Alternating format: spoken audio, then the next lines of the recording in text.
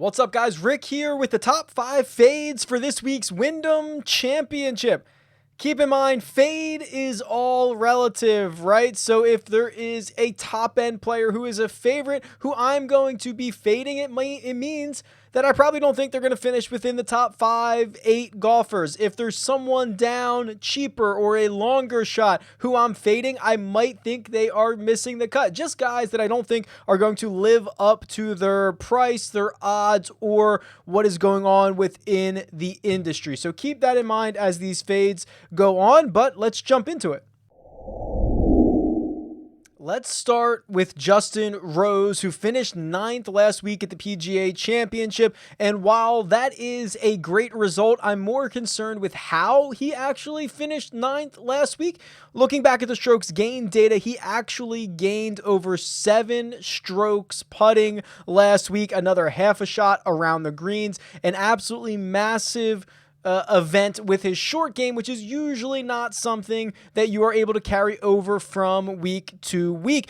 And it's been a weird kind of a restart for Justin Rose. He was one of the best tee to green players out of the gate at the Charles Schwab Challenge, at the RBC Heritage, and then kind of went away. He was dead even at the Travelers where he missed the cut. He was absolutely brutal at the Workday Charity Open, one of his worst events from tee to green that I have in my database on him. He lost again at the Memorial from tee to green, and he was better. Let's be real. He was better at the PGA Championship. He gained 4 strokes, but that's only half the amount that he had gained when he was in contention at the RBC Heritage, at the Charles Schwab Challenge, which I think those two events were more indicative of the Justin Rose that we get here in 2020. So I'm thinking we're going to get a little bit of a putting regression from Rose this week that keeps him from being a real contender to win this golf tournament.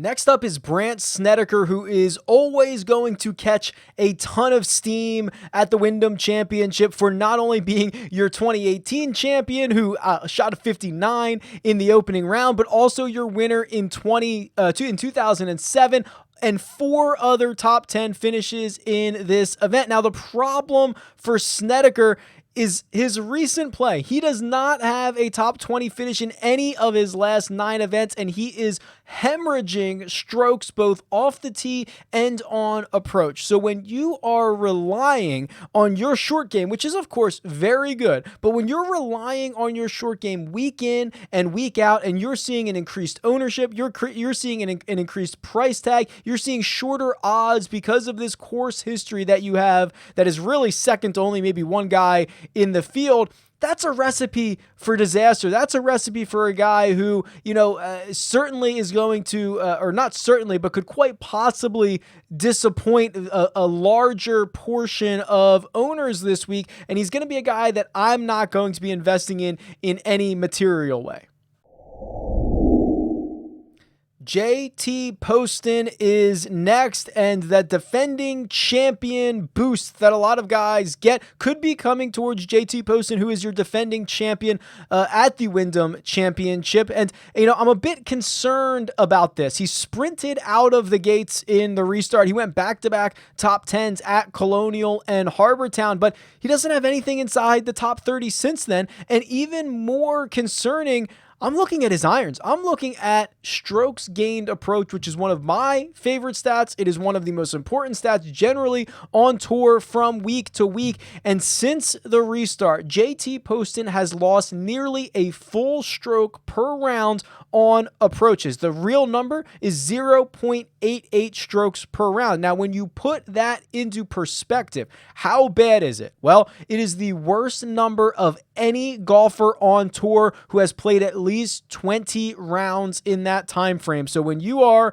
getting the defending champion boost, you are getting increased ownership, your price is a couple $100 more than it should be, you're getting some talk around the industry, and you are dead last in strokes gained approach since the restart. That is not someone that is going to be getting any wooden nickel from me.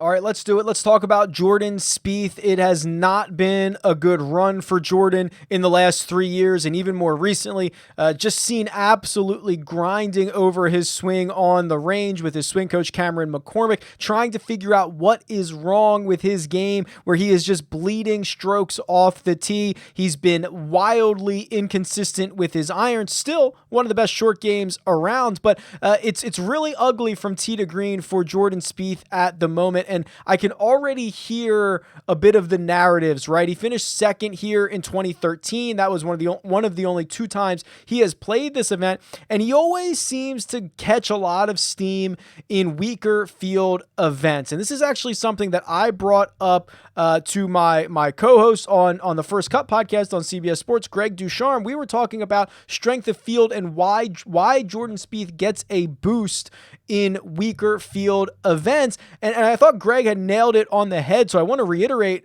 his comments. Essentially, this is not Jordan Spieth against the field. This is Jordan Spieth against himself. He's not finishing 71st at the PGA Championship because there are 70 golfers that are necessarily better than he is when they're at their best. He's finishing 71st at the PGA Championship because he can't find his swing right now. He's battling himself. He's losing a lot of strokes off the tee and on approach. So when you are not playing, you're playing the same course, you're playing against the field, but you're really playing against yourself. That is a really big concern, and I thought that was a very insightful comment that I wanted to pass along on why I'm not going to be investing in Jordan Spieth this week. Charles Howell III is another fade for me, and the last time we saw him was the 3M Open. He finished third, but as you can imagine, it's not what you do, it's how you do it, and gaining over 4.5 strokes on the greens is not necessarily a way to be able to continue from week to week, considering that was his best putting performance in essentially almost a year since the Safeway Open. And Charles Howell III, he's had a couple of decent finishes here at the Wyndham Championship, a couple of top 30s in his last 2 trips, and there's a lot of name value, odd amount of name value in Charles Howell III. And when people get down into this range and it's a weaker field and they don't know who to click, they opt to click a guy who has a very good performance and finish coming in, which Charles Howell III does have that. He has a 3rd place finish at the 3M Open, but again, you have to look a little bit deeper into that instead of just the blindly clicking Charles Howell III. So he's a guy who's not going to be making his way into my lineups or onto my betting slip this week. Those are the 5 golfers that I'm fading for this week's Wyndham Championship. Let me know if you agree. If you disagree, it's all good. Tweet me at RickRunGood or leave a comment below, and we'll see who was right, I guess. All right, best of luck this week, the Wyndham Championship. Later.